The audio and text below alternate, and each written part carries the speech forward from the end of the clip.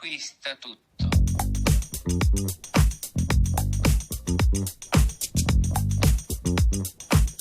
L'amore conquista tutto.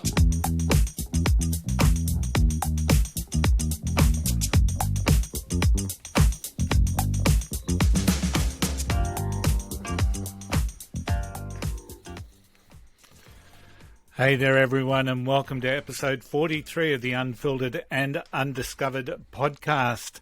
Joining me after a couple of delicious days immersed in music with that famous delicacy from Agnes Water. The delicacy, of course, is called waxy soup, and it's best served cold before warming to heat. Please welcome Braggy. Oh, Curly, you outdone yourself. Mate, so I say I had the best couple of days up there in Agnes Water. It was good to get out of the cold of Adelaide, and I got a chance to play with my good mate Glenn Walker, or Waxy Walker, hence the name Waxy Soup, and his little three-piece that played there at the Agnes Water Tavern. They are so good. If you're ever in Agnes Water, make sure you go and check out Waxy Soup. They're Absolutely. Pretty cool. It looks like a lot of fun. Heaps of fun, mate. Heaps of fun up there. It's a great little community up there, and Waxy's like the mayor of Agnes Water. He knows everybody there. Everyone in the supermarket, everyone at the bloody Bunnings, everywhere. Yeah, it's cool. Is there a Bunnings at Agnes Water? No, maybe I just made that up. Maybe it's Coles. Hey, just a little bit of news before we get into the episode. Back in episode 35, we interviewed James Dawson, the promoter. And he mentioned that he hadn't been playing guitar as much as what he wanted. Well, can I tell you, he's in rehearsals. He's playing with a Sydney band called The Opinion Industry. They've got some gigs coming up in January. And can I tell you, they look really interesting. Their latest release is a song called Karen. And no prizes for guessing what that is Figure that one out.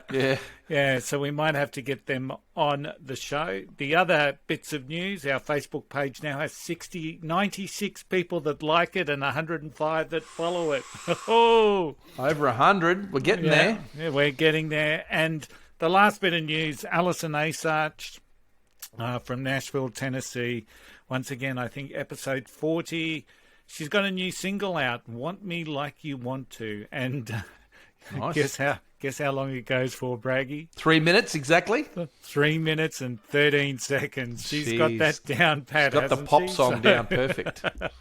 Yeah, but it's really cool. It's Want Me Like You Want To, not because you have to. So, yeah, it's quite interesting.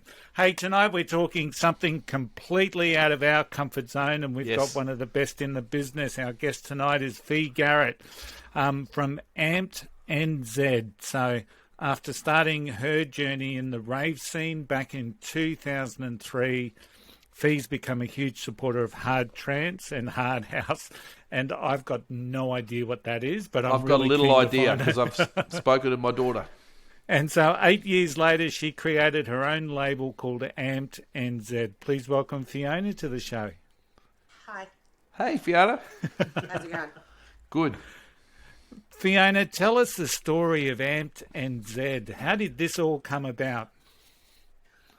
Well, as you said, in 2003, I went to my first rave and absolutely loved it. The atmosphere was so different to your standard nightclub.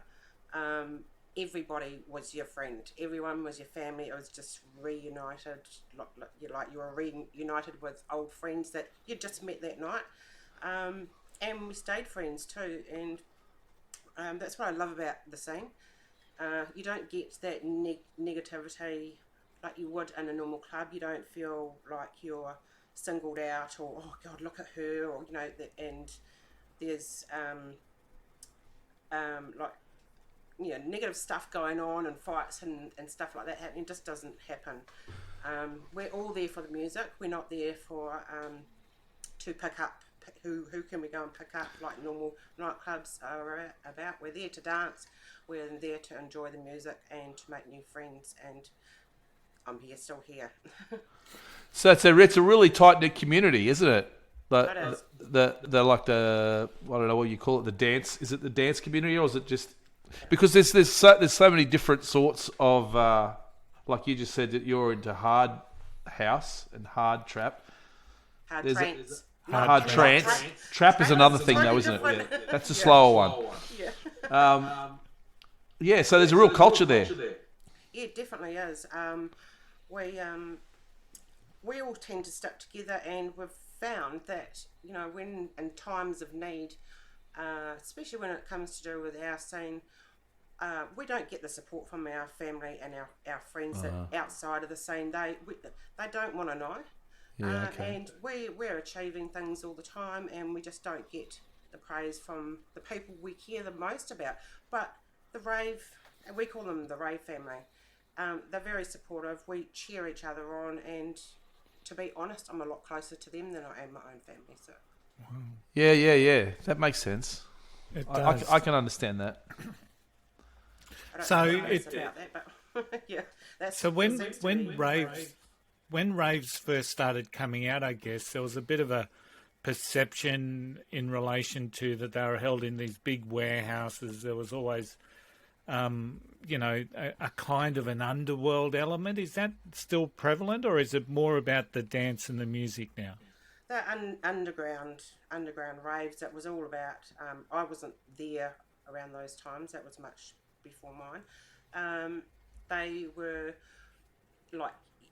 illegal raves. They would go and hire out, or not hire out. They would go and help themselves to premises they weren't allowed, and they would hold these raves. And that was the whole. That I'm understanding that was the whole thing, the whole excitement about getting invited to this underground rave where you were going to a secret location and you were only told on the day, and you went there and you just had a good time, and you just pushed it as hard as you could go until you got found and booted out by the police. So That's cool. Unfortunately, I have never experienced one myself. I nearly got invited to be involved in one, but it got put to a stop before it even happened. So Okay. yeah, but it was exciting. That sounds so exciting. Like it's just exclusive. Like Yeah. those exclusive restaurants where you only get a little text to say, it's like a small restaurant somewhere, and Yeah. you get a text on the day, if you're coming to dinner, this is it. Yeah. Same sort of thing. Yep. Really, no wonder you guys are so tight knit with things like that. They haven't, but there's raves outside though, isn't there? Oh That- yeah, well, with that, most of them are all legal now. I've held a few myself back in New Zealand. I went to do 2 this year, but because of COVID, I got shut Yeah. down. Yeah. My recent one was called Locked and Loaded here in Brisbane, and we got as far as the Thursday before it was held on the Sunday at Alice Abe, and that's when the government decided to put the no dancing restrictions on, and so Alice Abe said they weren't opening. So I was pretty gutted about that, and because it was on a Sunday from 3 p.m. till 3 a.m. the Monday, because it was the Queen's birthday weekend, Yeah. I couldn't rebook in. There's nothing for this year, and so I have to wait till next year. And because they were fully booked out too for Saturdays, so yeah, it's a shame. It's a real downer. We put all this hard work and energy into it, and to be shut down like that, I was quite gutting. Yeah, very much so. And I suppose a rave is not a place where people are just going to sit on chairs. No, you can't have a rave without dancing. That's what it's all about, isn't it? Yeah, you got to dance, and I'm Kiwi, sorry, I don't say it like the Australians. No, don't do that. I love your accent. Yes, no, we want to dance. We don't want to go and sit there. Of course we do. We go and sit down and have a natter with other people, but it's all about the dancing, and we don't dance in pairs like my first rave I went to. I was like, why is nobody dancing with a partner? At normal clubs you usually dance facing someone. Yeah. It's like everyone's facing the DJ. I always used to say, the DJ's the god. Yep. The people are the the followers, and the music's the religion. It is a religion to us. Okay. In some of the other shows we've done on here, Fiona, with just bands and stuff, I've introduced Tony because he's a punter. He doesn't know a lot of the terms of the music industry, and the DJ, the dance side of things or the rave side of things compared to other things is very similar. When I've taught Tony about the drop in music, there's a drop, but in your culture there, it is massive. Like that is the thing is, and I know I watch things on YouTube, and it's all about the drop in your music, isn't it? Yeah, definitely. Why do you reckon that is? Why do people like that? I mean, we've had discussions about this, and we think it's because you know what's coming, so it's kind of like you can predict the future, even if it's only a few seconds away. Do you know what I mean? Do you think that's why people like it? Because they know what's going to come and they're excited about it, and then when it hits, bang. That bass drop, it's like, yes. Yeah. It's exciting and it just amps everyone up. That's why I call it Amp New Zealand. That's where you get the name. Yeah, I get it. Gotcha. Fiona, what's the biggest rave that you've ever organised? How many people in attendance or dancing? Or Well, not very big at that stage. Because when I first started back in Wellington, I went to Fever gigs. He's run by Amon Fever. He's from Wellington. He started off in the UK and then he brought it to New Zealand. I'm not quite sure what date, what year, but I started those and they were 600, 700, 800 people at a time. Wow. In a venue, and that's pretty big for New Zealand, I guess. Wellington, and yeah. So when I started mine in 2011, the scene had dropped a lot. Not hardly anyone was doing any events, and some had come and some had gone, and yeah, around the time I did it, nobody had done anything for a couple of years. So we were lucky to get over 100 people. I think my biggest one was about 200. But it's slowly coming back. It's definitely coming back in New Zealand at the moment with the likes of a group called Lockdown Legends, run by who started it. Tim Shady is the guy who started it. And their Facebook group is now 13,000 people. They have a lot of DJs that play. It's all online, and they have their own channels on Twitch, and they raid each other. If you know anything about Twitch, they do a set, and then they will raid. They will set their channel to go and take their viewers and them to the next person. Oh wow! So you're hopping. It's like you're hopping rooms. So it's come with me. Let's go to another room. I'm finished. Let's go to. That's cool. Yeah, so they have a lot of DJs playing pretty much 24/7, and yeah, that's what they do. But so you just hop on, you go from one to the other, and you can just go all day if you want. You can go all day. You can if you're a viewer, you can just go to any channel you want to. Yeah. And they are rewarding everyone that play. Twitch started off as a gaming site. Okay. And now, since lockdown, us DJs have overrun it.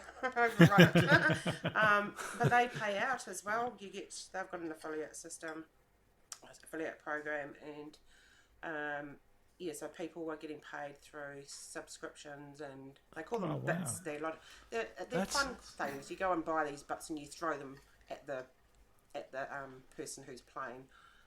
You can choose which ones. You can throw diamonds and shit and stuff like that. Oh, I see. Yeah, and you get the channel gets paid per bit.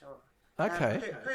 Per prescription, they get paid half of the prescription that is bought. So that's quite good. So yeah. Fiona, have you ever done any raves like out in the country? Like I think I'm going to use the term Bushduff. I don't know if that's. I would love to, but unfortunately, I've only been here 3 years, so I don't know where. I don't know where to go. So okay. Yeah, Alice Abe was my first place I was going to. Actually, I was going to do one at Sub Rosa before, and then lockdown, COVID hit. So, okay, that's 3 gigs that I've had shut down. Okay. Yeah, but it's just a matter of finding out where to go. I'd love to do an outdoor rave. I would love to do a festival. That is my dream goal. Yeah. Okay. It's the end result and seeing everybody enjoying themselves. That's what I love. Yeah. So like some of those big festivals will have a rave tent, don't they? Yeah. Yeah. So. Oh yeah, definitely. The big festivals. I mean, they're all like the there's a big hardstyle one. They have every year in Sydney, I think. Can't remember. Sonic something or Stereo Sonic or something like that. I don't know. I'm not really into the hardstyle scene, so I'm not quite sure. But that's huge. Hardstyle is absolutely huge here in Australia. Okay.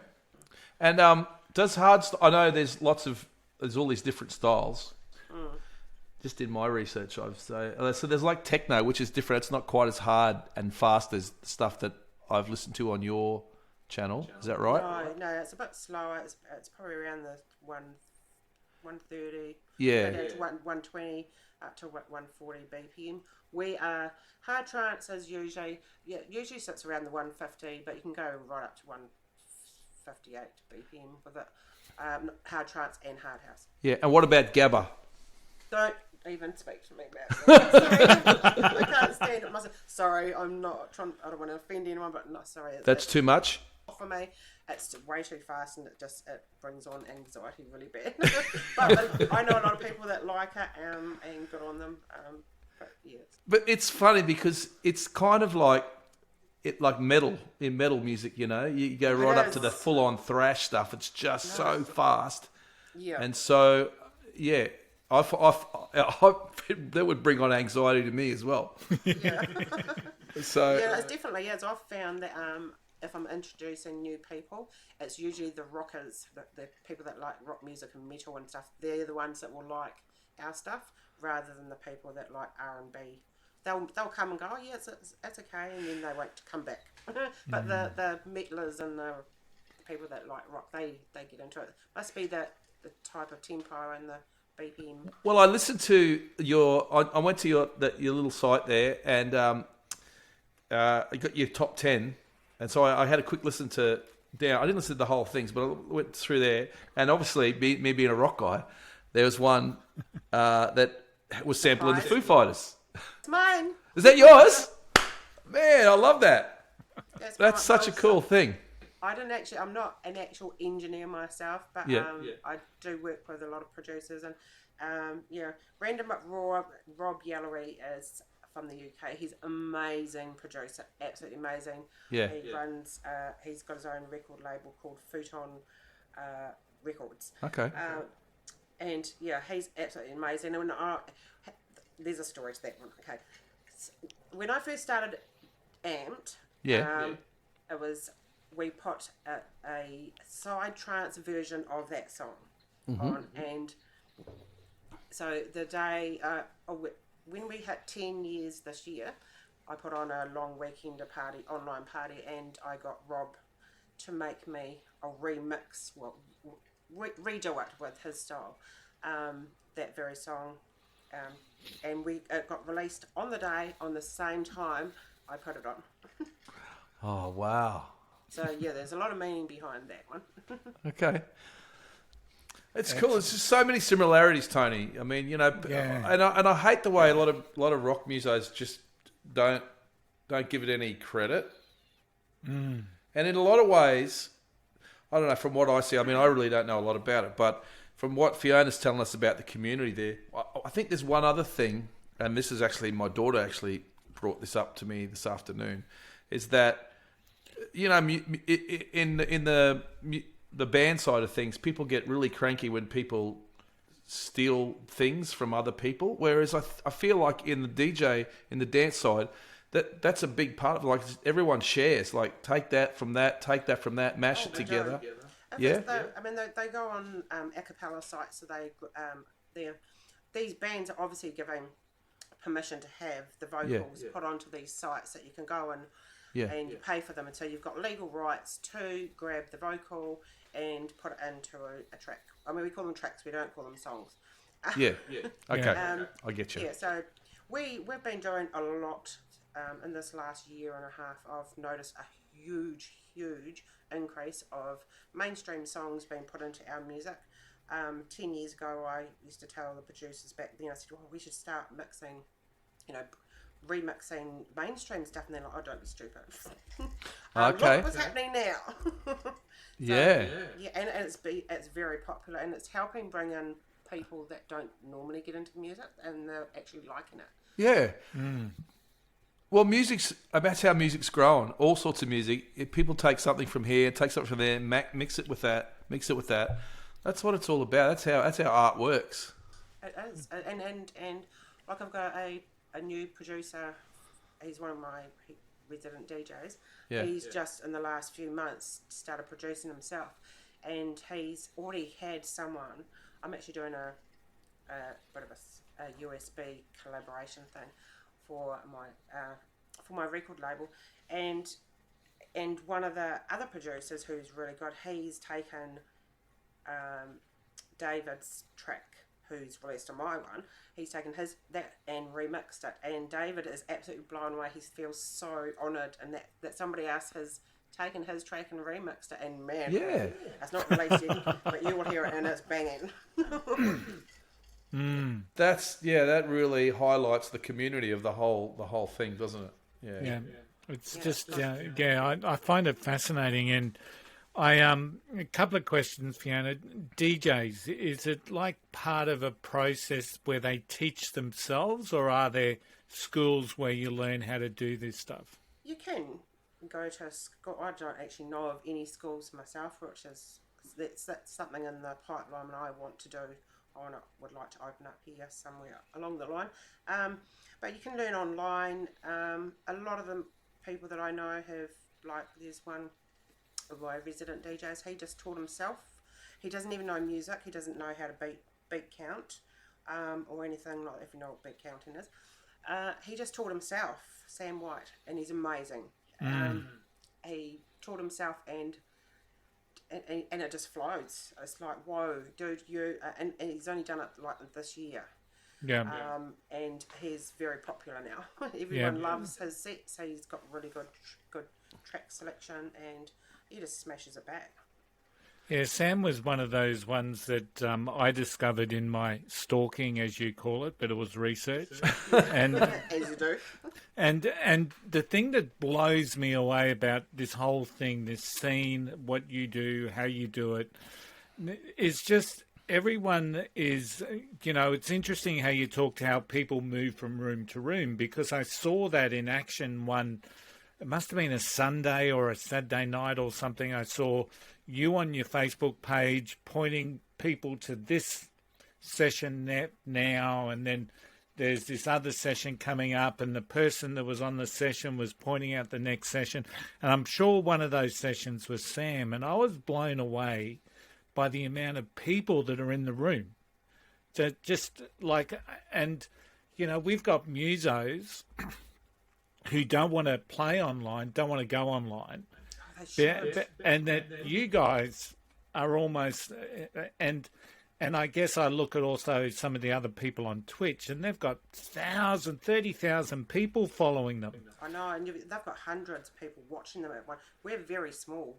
Yeah. Very small scene. Like when I play, I average about 20, 30 people watching me at one time. I mean, you get less, of course, but you can go on there.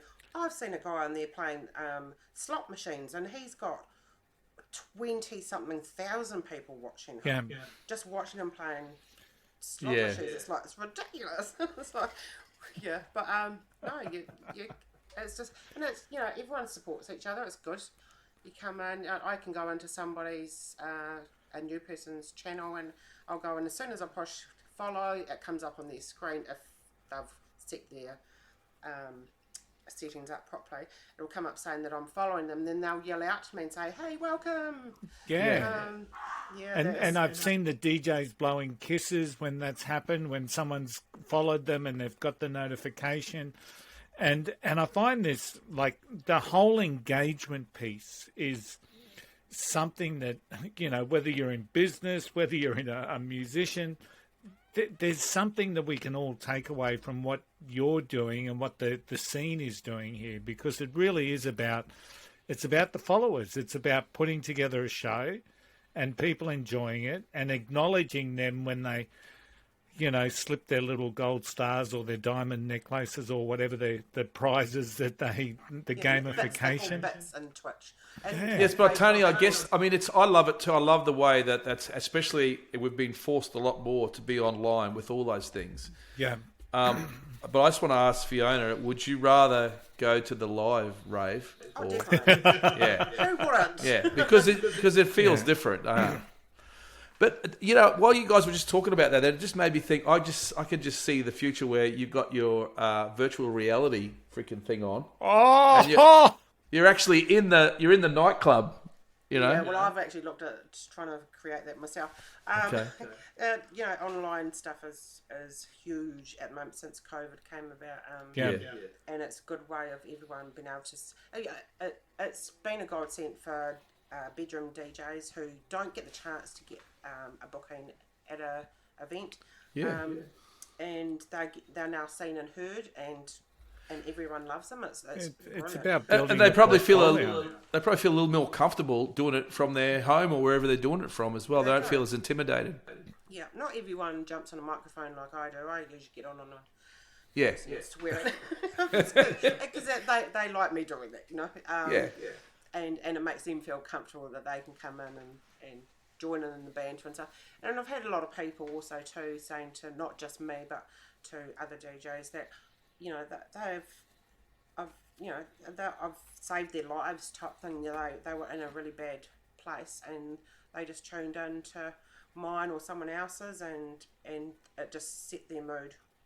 Wow. Yeah, that's a similar theme we've had with everybody we've talked to, isn't it? We're going to have to do a whole show on that, Tony, how music saves us. Heals you and saves you, Now, Fiona, I've got a question. So is your genre, the main genre that you're into, do they mostly use the digital decks or does anybody use vinyl? Yeah, people still use vinyl. There's a guy who I absolutely love, and he's a good friend of mine too now, Adam Bailou. He's in the UK. Yep. First time I seen him, he uses turntables still, but he I thought he was just using his records. But you can get things called time. They're called time codes. I'm not quite sure exactly how it works, but they can use digital, like select their tracks from a laptop, but it gets transferred onto the vinyl. So they mix with the vinyl. Oh, I see what you mean. So they just they get the digital thing printed on the vinyl, so it's in the loop or whatever they want to use. Yeah. This is instantly like they've got like one vinyl on each side. Yep. They're not at any particular track. They're just like a blank vinyl, and the digital track is transferred to there somehow. Okay. Wow. You'd have to speak to a vinyl player that does that. I'm not quite sure. Yeah. All right. So let's play some music, shall we? Let's play a track now. The track that Fiona sent through is Aaron Hammond, Waiting All Night. Do you want to just give us a little bit of a story about this track? So he's a producer from the UK, and he's amazing. He gets help with his engineering from a guy called, various ones, but this particular one was with the help of Matt Clarkson, who's also in the UK. This is a remix of Rudimental's Waiting All Night, and it is amazing, and it got number one in the Toolbox Digital shop for us.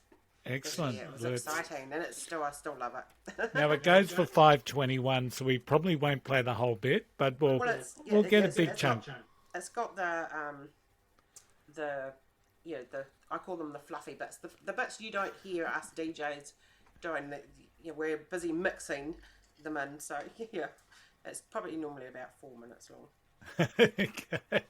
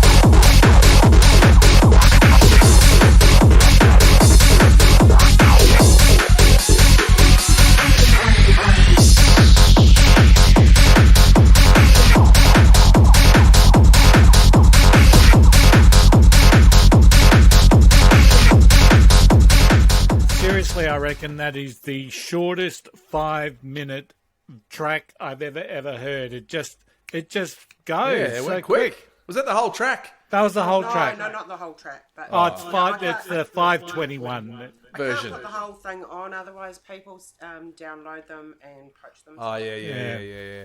Now, Tony, that is a complicated drop there. You thought it was coming... Well, I thought it was coming back a couple of times. Yeah, It's better than your average rock band drop. it just really gets into that mellow spirit, and you're expecting it, Yeah. and then lo and behold, That's why it's good. Yeah, I loved it. That's great. That's such a. Our former co-host Matt Bailey. If you're listening, Matty, I hope you're going well. But he put out a dance mix of one of his versions. He would have loved this. He would have loved that song. He would have loved it, yeah. Yeah, that was great. So tell me about Toolbox Digital. So how does all that work? So it's a music store like Beatport, and that obviously it's not as big.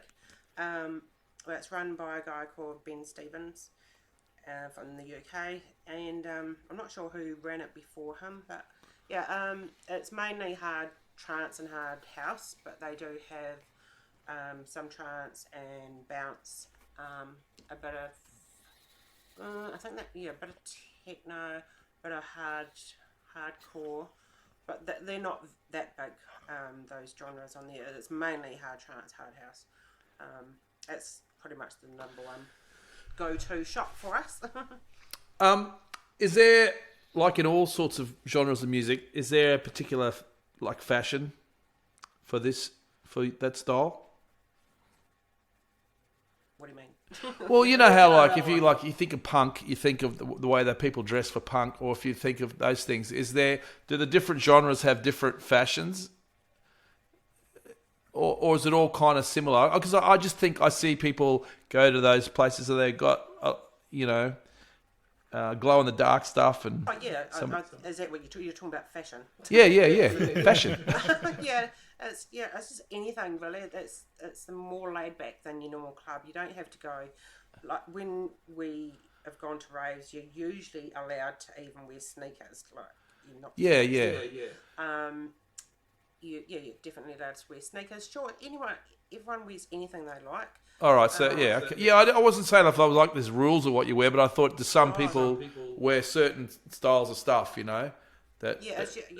Depends on where you go. Like when I first started, you'd have the glow in the dark stuff and the finger beams. I used to always wear finger like lasers on my fingers. Yeah, that's it. And the glow sticks but then it sort of over this side of the world it became a little less of that. It's starting to come back now. In the UK, definitely they're all into their bright as anything, glow sticks, all the rave clothing. There's they've got a big store over there. And different dances as well. The dance usually has stayed the same. Okay. We don't really change the way we in our like hard trance, hard house in our scene. It's always kind of been the same. Yeah. And we don't do the hard out dancing like the hard style scene. Yeah. They've got their hard out, like they call it Melbourne Shuffle. The Melbourne Shuffle. I heard of that. Yeah, we don't tend to do it as much. Maybe because half of us can't. I can't do it. I've tried, but no, I can't do it. I'd love to though. It looks like that's fun. like anything as well, isn't it? Yeah. You can either dance. Yeah. You just do what you feel. You do what. Yeah. It's about what's inside. Yeah, and you do not get judged like going to normal. I call them normal nightclubs. Normal. Yeah, clubbing scene, and you always felt like somebody was giving you a dirty look and stuff like that. You don't get that at all in our scene. Yeah. I remember years ago, I don't know whether Rachel will hear this, but she's a DJ back home, and I remember seeing years ago sitting in a corner crying. She was sitting there by herself, and I went up to her. I didn't know her. Went up to her and said, "You all right?" She's told me a bit of what was happening, and so I picked her up and brought her over with our crew, and hung out for the night, and I do that all the time. And yeah, and then I didn't see her for ages, and then she popped up when I came back on the scene and started Amped. I was like, oh, right. And another question that, and it's kind of been a little theme of mine in some of our songs when we do the protest songs and things, because I've got such a strong wife, strong woman she is, and a daughter who's a young teenage daughter.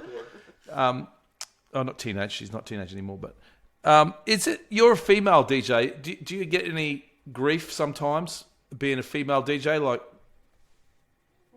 I haven't. is there any sexism in the thing like there is in all the other genres of music we've been talking about? I wouldn't have a clue, to be honest. I wouldn't know what it's like in the other genres, but Yeah. I don't seem to have a problem. I know there's a lack of us. Yeah. We need more female DJs. Honestly, do we need a lot more? Yeah. And if any female DJ is, or somebody that wants to learn, wants to, come see me. I will teach you, because honestly, we need more. It's definitely a male-driven industry. Yeah, that was what I was asking, really. Yeah, and you need maybe more females in every area of society.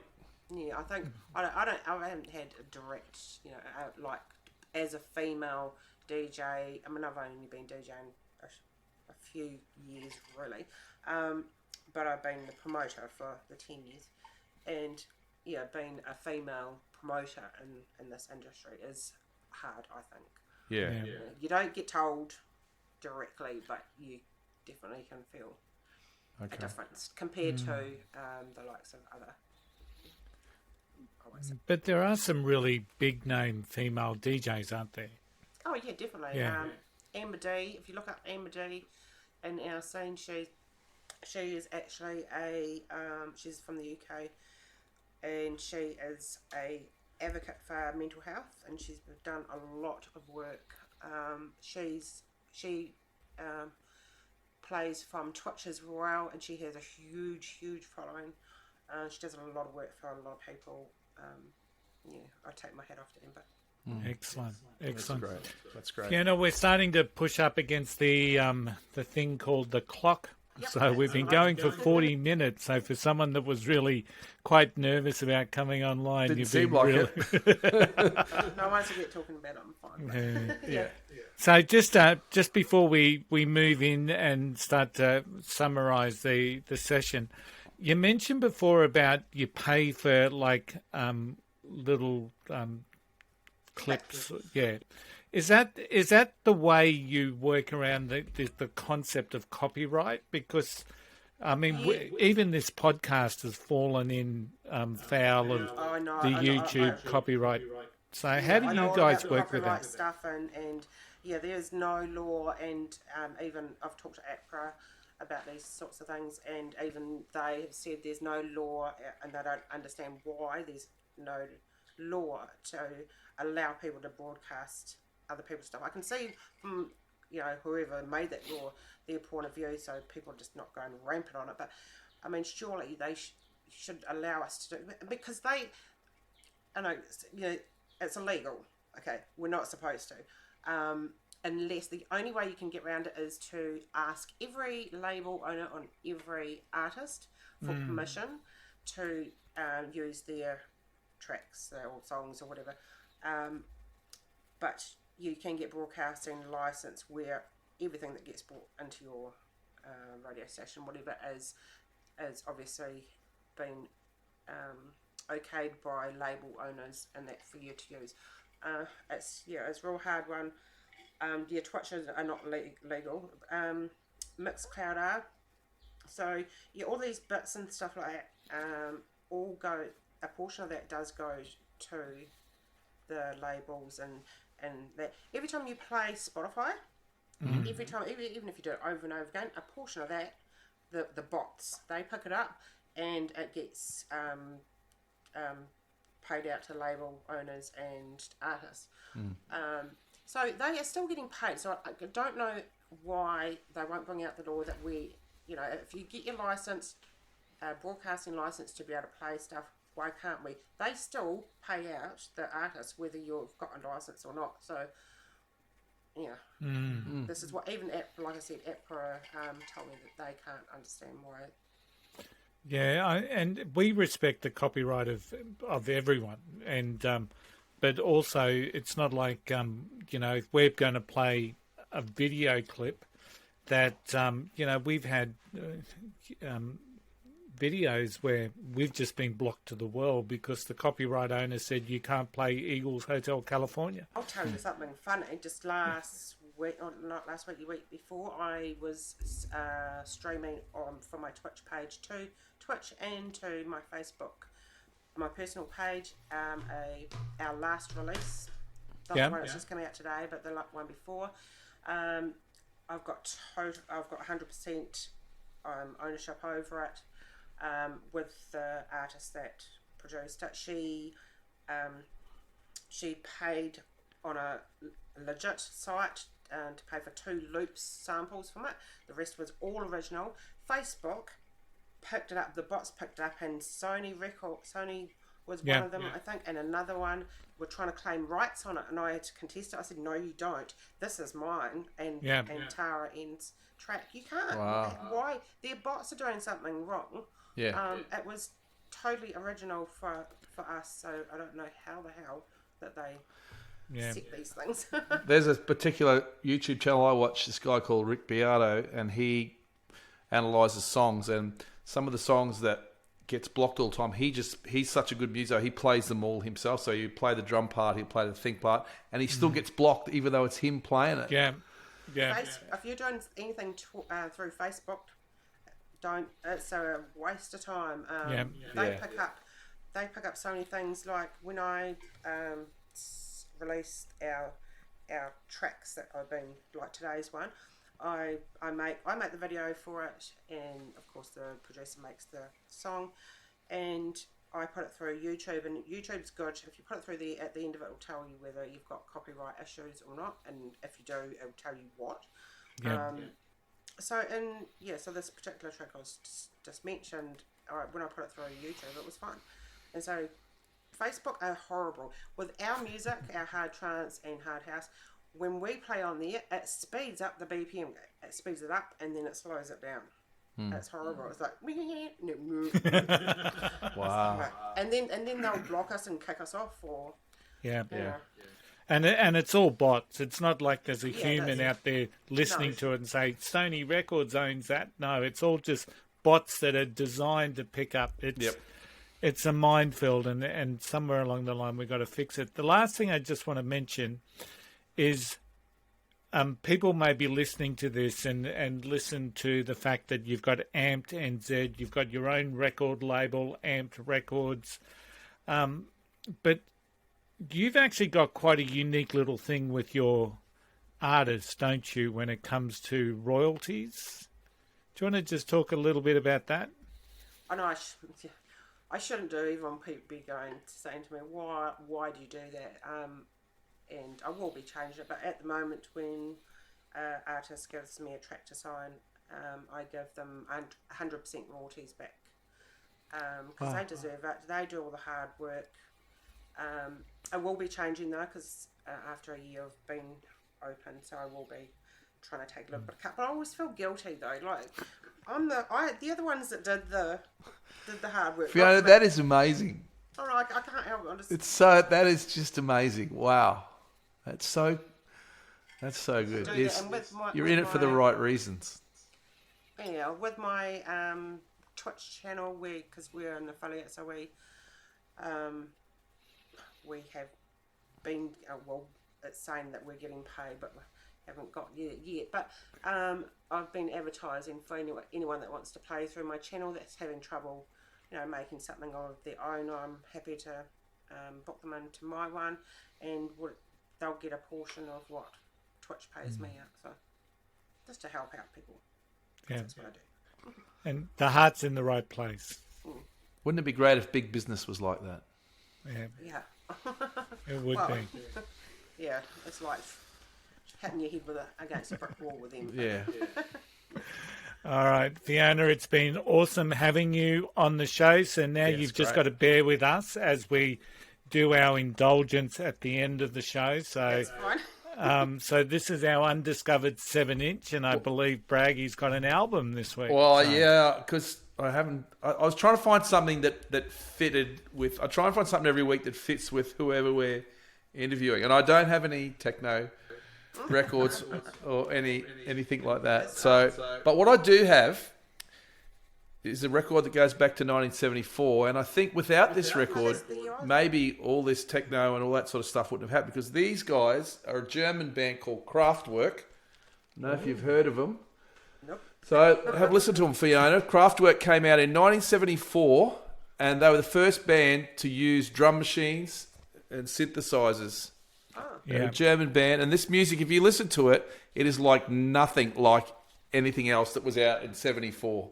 It's the first, they call it the first EDM record. Oh, wow. Although you wouldn't be dancing much. No. But it's electronic. It's electronic music. So and it's 1974. So I thought that was my contribution. What have you got, Tony? All right. Once again, I've moved away from Brisbane '86. No, don't tell me. Finally, you're out of the '80s. Yeah. So and once again, I brought a dance.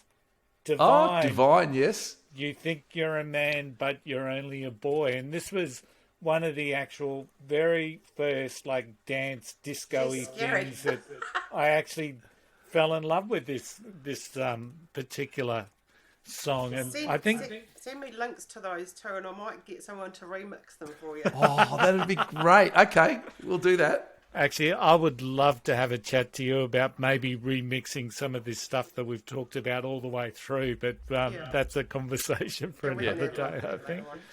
But yeah, you think you're a man, but you're only a boy, and Divine was just such a, just an amazing, I think that might have been, there was one or two other songs she put out, or I think she put out. So, yep. Yeah, that's correct. All right. Awesome. So I'm just going to do the sign off now. So next week, 2nd of December, Bragg and I are doing the undiscovered and uncovered covers. So these are covers from bands that you may not know about. So, yes. But it's not the song, though. You'll know the song, won't you? Yeah, you'll know the song. Fiona, sorry, one more thing. Can I do a quick little plug-in? Yes. Yeah, absolutely. Not this weekend, next weekend is actually my birthday, and I've got an online event running from early Friday morning right till Monday morning, all online. I've got 46 DJs playing all 2-hour sets. So if you want to check us out, oh wow, I'll give these guys the link to. Yeah, we'll put that in the show notes. Yeah, we'll do that for sure. Check us out. I'm playing at 8 o'clock on the Saturday on the 4th. My birthday's on the 5th. So I'm playing at 8 o'clock Brisbane time. If you want to come and check me out. Did you say 46 DJs? Yeah. 46. Yes. Wow. All continuous. One after another. Mm-hmm. So that's 92 hours of tracks. I did the same, and the first time I did this was in February. January, I did a fundraiser for my dad. He's got cancer, so I did one for Can Assist. We had 33 DJs, and we raised $1,700. Oh, that's awesome. Mate, your heart is definitely in the right place. So for sure, let's hope that we can help send some people your way, and that you actually can make a bit of a living from your work in the. Well, you can if you have to know how to. It's not just about bringing people to your Twitch page. It's the whole social media. Yeah, it's the engagement. There's a process to it. Well, funny you mention that, because December 9 we've got an educational session on social media with social media expert Chantel Garrity. She's going to talk to us about how artists can get discovered. So December 16, there's a bit of a change for our Christmas show. It's probably likely now to be Sunday the 19th of December. I'll confirm that date as soon as we can. Someone's got a cricket match to attend. That's my fault. I'm going to the cricket. So we're hopeful that we've got an interview with a Brisbane band called the Tailor Made Rejects, who've just put out a new single. And so that'll be an episode that'll come out on that Thursday, the 16th, and the live Christmas show on the 19th. We just got to finalise a couple of things. Okay. But it's going to be a lot of fun. There's some live music. There's some quizzes. We're just going to have a really good couple of hours, not 92 hours, a couple of hours, just having some fun, a couple of drinks on a Sunday. And then once again, we're going to kick off the new year with the amazing Mick Madu from the Screaming Tribesmen. Really, I am still so excited about that. I'm such a fanboy. And I'm really looking forward to kicking 2022. As you know, we're on YouTube. We're on Facebook. We're on TikTok. Just look up Unfiltered and Undiscovered. All our information, of course, is on our website. And don't forget our playlists on Spotify. Now, Fiona, is that song on Spotify? No, I haven't signed my record label up to it yet. Yeah, I should be. I will be. So everything is... You can find it on my YouTube channel. I put everything, all our tracks on there with the video clips. Otherwise, go to toolboxdigitalshop.com.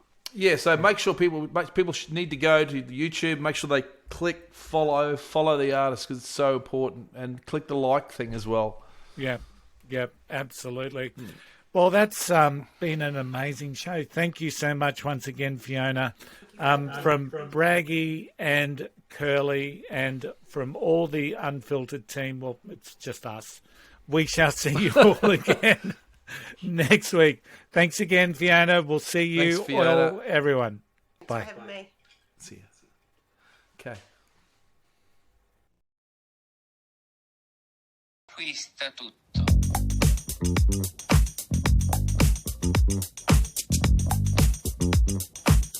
L'amore conquista tutto.